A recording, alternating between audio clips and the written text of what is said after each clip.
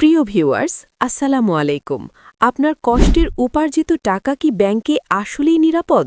আপনি কি ভাবছেন মাস শেষে বেতনের টাকা বা সারা জীবনের জমানো সঞ্চয় ব্যাংকের ভল্টে নিশ্চিন্তে পড়ে আছে? নাকি আপনার অজান্তেই আপনার আমানত চলে গেছে চরম ঝুঁকির মুখে? প্রিয় দর্শক, দেশের ব্যাংকিং খাতে আবারও বেজে উঠেছে সতর্ক ঘণ্টা। একটি বা দুটি নয়, দেশের স্বনামধন্য ১২টি বাণিজ্যিক ব্যাংক এখন রেড জোন বা চরম বিপজ্জনক সীমার মধ্যে অবস্থান করছে। তারা তাদের সীমার চেয়েও অতিরিক্ত ঋণ বিতরণ করে ফেলেছে, যা সরাসরি আপনার এবং আমার মতো সাধারণ গ্রাহকের আমানতকে খাদের কিনারায় ঠেলে দিয়েছে। সবচেয়ে আতঙ্কের বিষয় হল, এই তালিকায় রয়েছে দেশের শীর্ষস্থানীয় কিছু ইসলামী এবং প্রচলিত ধারার ব্যাংক। কার অবস্থা সবচেয়ে খারাপ? কেন ব্যাংকগুলোর আজ এই হাল হল? আর যদি এই মুহূর্তেই আপনি আপনার জমানো টাকা ফেরত চান, ব্যাংক কি তা দিতে পারবে? আজকের এই ভিডিওতে আমরা এই ১২টি ব্যাংকের নাম ধরে ধরে তাদের ভেতরের আসল অবস্থা আপনাদের সামনে তুলে ধরব। অর্থনীতিবিদরা কি বলছেন, কেন তারা এই পরিস্থিতিকে ক্যান্সারের সাথে তুলনা করছেন, তার সবকিছুই জানাবো।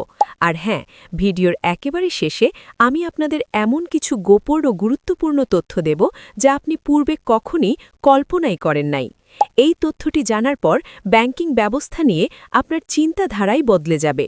তাই সম্পূর্ণ ধারণা পেতে ভিডিওটি না টেনে শেষ পর্যন্ত মনোযোগ দিয়ে দেখতে থাকুন। পুরো ঘটনাটি স্পষ্টভাবে বোঝার আগে আমাদের খুব সহজ একটি হিসাব বুঝতে হবে। ব্যাংকিংয়ের ভাষায় একে বলা হয় এডিআর বা অ্যাডভান্স টু ডিপোজিট রেশিও, আর ইসলামী ব্যাংকগুলোর ক্ষেত্রে একে বলা হয় আইডিআর বা ইনভেস্টমেন্ট টু ডিপোজিট রেশিও। বিষয়টা একেবারে জলের মতো পরিষ্কার করে দিচ্ছি। ধরুন, আপনি ব্যাংকে ১০০ টাকা জমা রাখলেন। এখন ব্যাংক কি চাইলেই আপনার এই ১০০ টাকাই অন্য কাউকে ঋণ হিসেবে দিয়ে দিতে পারবে? উত্তর হল না। কেন্দ্রীয় ব্যাংক বা বাংলাদেশ ব্যাংকের কড়া নিয়ম অনুযায়ী ব্যাংকগুলোকে অবশ্যই কিছু টাকা নিজেদের কাছে তরল হিসেবে গচ্ছিত রাখতে হয়, যাতে আপনি বা অন্য কোনো আমানতকারী চাইলেই সাথে সাথে টাকাটা ফেরত দিতে পারে। নিয়মটা হলো, প্রচলিত বা কনভেনশনাল ব্যাংকগুলো ১০০ টাকা আমানতের বিপরীতে সর্বোচ্চ ৮৭ টাকা ঋণ দিতে পারবে। বাকি টাকাটা তাদের হাতে রাখতে হবে। অন্যদিকে ইসলামী শরিয়া ভিত্তিক ব্যাংকগুলো ১০০ টাকার বিপরীতে সর্বোচ্চ ৯২ টাকা বিনিয়োগ করতে পারবে। কিন্তু যখনই কোনো ব্যাংক এই ৮৭ বা ৯২ টাকার সীমা পার করে ফেলে, তখনই শুরু হয় আসল বিপদ। এর মানে হলো, ব্যাংকটি তার সক্ষমতার বাইরে গিয়ে আগ্রাসীভাবে ঋণ দিচ্ছে, আর এই কাজটির মাধ্যমেই তারা আমানতকারীদের জমানো টাকার নিরাপত্তা মারাত্মকভাবে বিঘ্নিত করছে। আজ আমরা যে ১২টি ব্যাংকের কথা বলছি, তারা শুধু এই সীমারেখাই পার করেনি, কেউ কেউ রীতিমতো সেঞ্চুরি হাঁকিয়েছে। অবিশ্বাস্য মনে হলেও এটাই বর্তমান বাস্তব চিত্র। প্রথমে আসুন প্রচলিত বা কনভেনশনাল ব্যাংকগুলোর দিকে তাকাই। বাংলাদেশ ব্যাংকের সর্বশেষ প্রতিবেদন বলছে, ৫টি প্রচলিত ধারার ব্যাংক তাদের ঋণ বিতরণের সীমা বা এডিআর লঙ্ঘন করেছে। এই তালিকায় সবচেয়ে শীর্ষে, অর্থাৎ সবচেয়ে খারাপ অবস্থায় আছে ন্যাশনাল ব্যাংক। নিয়ম অনুযায়ী যেখানে তাদের ৮৭% ঋণ দেওয়ার কথা, সেখানে তাদের এডিআর গিয়ে দাঁড়িয়েছে ১১৯.১৪%। একটু ঠান্ডা মাথায় চিন্তা করে দেখুন, ব্যাংকের কাছে আমানত আছে ১০০ টাকা, কিন্তু তারা ঋণ দিয়ে বসে আছে ১১৯ টাকা। এই বাড়তি ১৯ টাকা কোথা থেকে এলো? এটি মূলত চরম তারল্য সংকটের এক ভয়াবহ ইঙ্গিত। ব্যাংকটি অন্য জায়গা থেকে চড়া সুদে ধার করে চলছে। দ্বিতীয় অবস্থানে আছে এবি ব্যাংক। তাদের মোট এডিআর ৯৬%। মজার এবং একই সাথে ভয়ের ব্যাপার হলো, তাদের যে ইসলামিক উইন্ডো বা শাখা রয়েছে, সেখানেও অবস্থা সুবিধাজনক নয়। সেখানে এই অনুপাত ৯৪.৭১%। এরপর রয়েছে প্রিমিয়ার ব্যাংক। তাদের সাধারণ এডিআর ৮২.২২%, যা সীমার খুব কাছাকাছি, কিন্তু তাদের ইসলামিক উইন্ডো বা শাখায় তারা নিয়ম ভেঙে ৯৬.২০% ঋণ বিতরণ করেছে। রাষ্ট্রায়ত্ত ব্যাংকগুলোর মধ্যে বেসিক ব্যাংকের অবস্থাও নাজুক। তাদের এডিআর দাঁড়িয়েছে ৮৭.০৩%, যা নির্ধারিত সীমার সামান্য উপরে হলেও ব্যাংকটির বর্তমান আর্থিক স্বাস্থ্যের বিচারে এটি বেশ ঝুঁকিপূর্ণ। আরেকটি অবাক করা তথ্য হল বাংলাদেশ কমার্স ব্যাংককে নিয়ে। তাদের প্রচলিত শাখায় ঋণ বিতরণের হার মাত্র 49.82%, অর্থাৎ অর্ধেকেরও কম। কিন্তু তাদের ইসলামিক উইন্ডোতে তারা যেন লাগামহীন ঘোড়া, সেখানে ঋণ বিতরণ হয়েছে 129.25%। এবার আসা যাক ইসলামী শরিয়া ভিত্তিক ব্যাংকগুলোর কথায়। দেশের প্রচুর ধর্মপ্রাণ মানুষ সুদযুক্ত লেনদেন এড়িয়ে চলার আশায় এসব ব্যাংকে টাকা রাখেন, কিন্তু কেন্দ্রীয় ব্যাংকের রিপোর্টের তথ্য বলছে এই খাতের অবস্থা আরও অনেক বেশি ভয়াবহ। মোট 7টি ইসলামী ব্যাংক তাদের নির্ধারিত 92% সীমা ব্যাপকভাবে অতিক্রম করেছে। সবচেয়ে করুণ ও বিপজ্জনক অবস্থায় আছে একীভূত হওয়ার আলোচনায় থাকা ফার্স্ট সিকিউরিটি ইসলামী ব্যাংক। তাদের আইডিআর এখন 135.08%।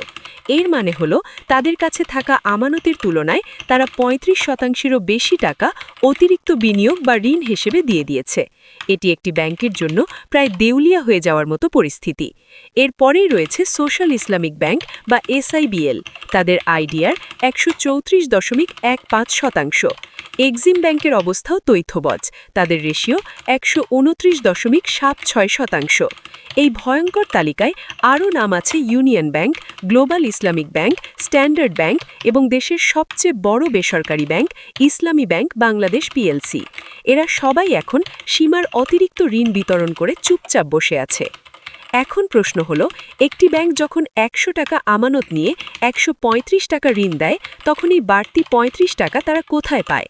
বুঝতে হবে সেই ব্যাংকটি তখন অন্য কোনো আর্থিক প্রতিষ্ঠান, কল মানি মার্কেট বা সরাসরি বাংলাদেশ ব্যাংক থেকে চড়া সুদে টাকা ধার করে তাদের এই প্রভিশন ঘাটতি মেটাচ্ছে এবং ব্যবসা চালানোর চেষ্টা করছে।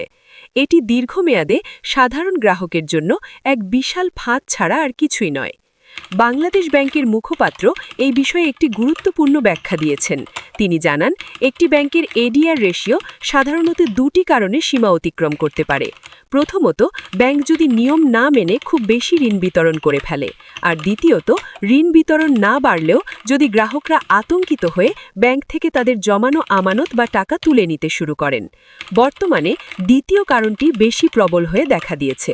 গত কয়েক মাসে নানা অর্থনৈতিক অস্থিরতা, গুজব এবং আস্থার সংকটের কারণে অনেক গ্রাহক ব্যাংক থেকে দলে দলে টাকা তুলে নিয়েছেন। ফলে ব্যাংকের হাতে থাকা আমানতের পরিমাণ হু হু করে কমে গেছে। যেহেতু ঋণ আগেই দেওয়া হয়ে গেছে এবং সেই টাকা ফেরত আসছে না, তাই অঙ্কের হিসাবে ADR রেশিও অস্বাভাবিকভাবে বেড়ে গেছে। মুখপাত্র আরও জানিয়েছেন, যেসব ব্যাংক এখন সীমার উপরে আছে তাদের অধিকাংশই আগে থেকেই দুর্বল ব্যাংক হিসেবে পরিচিত।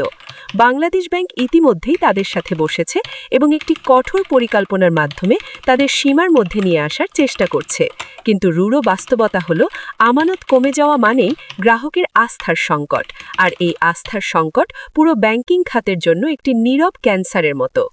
এই ভয়াবহ পরিস্থিতিকে বিশেষজ্ঞরা কিভাবে দেখছেন? বিশ্বব্যাংকের ঢাকা অফিসের প্রাক্তন অর্থনীতিবিদ ডক্টর জাহিদ হোসেন বিষয়টি নিয়ে বেশ গভীরভাবে বিশ্লেষণ করেছেন। তার মতে, যেসব ব্যাংকের ADR রেশিও খারাপ, একটু খোঁজ নিলেই দেখা যাবে তাদের অন্যান্য সূচক যেমন খেলাপি ঋণ বা মূলধন ঘাটতি, সেগুলোও অত্যন্ত খারাপ অবস্থায় আছে। ডক্টর জাহিদ হোসেন পরামর্শ দিয়েছেন এসব ব্যাংককে অবিলম্বে প্রম্পট কারেক্টিভ অ্যাকশন বা PC এর আওতায় নিয়ে আসা উচিত। ব্যাংক কোম্পানি আইন অনুযায়ী গ্রাহকের স্বার্থ রক্ষায় কঠোর পদক্ষেপ নেওয়ার সময় এখনই। যদি এখনই এই লাগাম না টানা হয়, তাহলে তারল্য সংকট আরও তীব্র হবে এবং সাধারণ মানুষ চাইলেও তাদের জমানো টাকা সময়মতো ফেরত পাবেন না। এবার একটু বড় পরিসরে পুরো ব্যাংকিং খাতের দিকে তাকানো যাক। বাংলাদেশ ব্যাংকের হালনাগাদ তথ্য অনুযায়ী বর্তমানে দেশের ব্যাংকগুলোতে মোট আমানত রয়েছে 20,76,997 কোটি টাকা। এর বিপরীতে ঋণ বিতরণ করা হয়েছে 17,18,490 কোটি টাকা। গড় হিসাবে এই হার 78.95%, যা আপাত দৃষ্টিতে নিরাপদ সীমার মধ্যেই আছে বলে মনে হয়। কিন্তু সমস্যাটা গড় হিসাবে নয়, সমস্যাটা লুকিয়ে আছে ওই নির্দিষ্ট 12টি ব্যাংকের ভেতরে। এছাড়া রপ্তানি উন্নয়ন তহবিল এবং রিফাইন্যান্স স্কিম থেকেও প্রায় 56,000 কোটি টাকা ঋণ দেওয়া হয়েছে। অর্থনীতিবিদরা বারবার সতর্ক করছেন, অতি উচ্চ ADR ব্যাংকের স্থিতিশীলতা নষ্ট করে দেয়। ভিডিওর শুরুতে আমি আপনাদের কথা দিয়েছিলাম, একদম শেষে এমন একটি গোপন ও গুরুত্বপূর্ণ তথ্য দেব যা আপনি হয়তো কখনোই কল্পনাই করেন নাই। শুনুন তাহলে সেই চরম সত্যটি। গোপন সত্যটি হলো এই দুর্বল ব্যাংকগুলো আসলে আপনার জমানো আমানত ব্যবহার করছে প্রভাবশালী খেলাপিদের পুরনো দায় মেটানোর জন্য। আর যদি ব্যাংকটি পুরোপুরি ধসে পড়ে, বাংলাদেশ ব্যাংকের ডিপোজিট ইন্স্যুরেন্স স্কিম অনুযায়ী আপনি হয়তো সর্বোচ্চ 1 থেকে 10 লাখ টাকা পর্যন্ত ক্ষতিপূরণ পাবেন। আপনার অ্যাকাউন্টে যদি কোটি টাকাও থাকে, বাকি টাকা আপনি কবে পাবেন বা আদৌ পাবেন কিনা তার কোনো আইনি নিশ্চয়তা নেই। আপনার চোখের সামনে প্রভাবশালীরা হাজার কোটি টাকা লোপাট করে নিলেও আইনি কাঠামোর কারণে সবচেয়ে বেশি মূল্য চোকাতে হবে আপনার মতো সাধারণ সঞ্চয়কারীকে। প্রিয় দর্শক, বাংলাদেশ ব্যাংক আমাদের আশ্বাস দিচ্ছে তারা কাজ করছে। আমরাও আশা করব গ্রাহকের আমানত সুরক্ষিত থাকবে এবং ব্যাংকগুলো তাদের এই আগ্রাসী এবং ধ্বংসাত্মক মনোভাব থেকে সরে আসবে। আজকের এই বিস্তারিত রিপোর্ট সম্পর্কে আপনার ব্যক্তিগত মতামত কি? আপনি কি মনে করেন ব্যাংকগুলো খুব শীঘ্রই এই গভীর সংকট কাটিয়ে উঠতে পারবে, নাকি সামনে আরও বড় কোনো অর্থনৈতিক বিপর্যয় অপেক্ষা করছে? আপনার মূল্যবান মতামত অবশ্যই কমেন্ট করে আমাদের জানান। ভালো থাকুন, সুস্থ থাকুন এবং নিজের আর্থিক নিরাপত্তার বিষয়ে সচেতন থাকুন। ধন্যবাদ।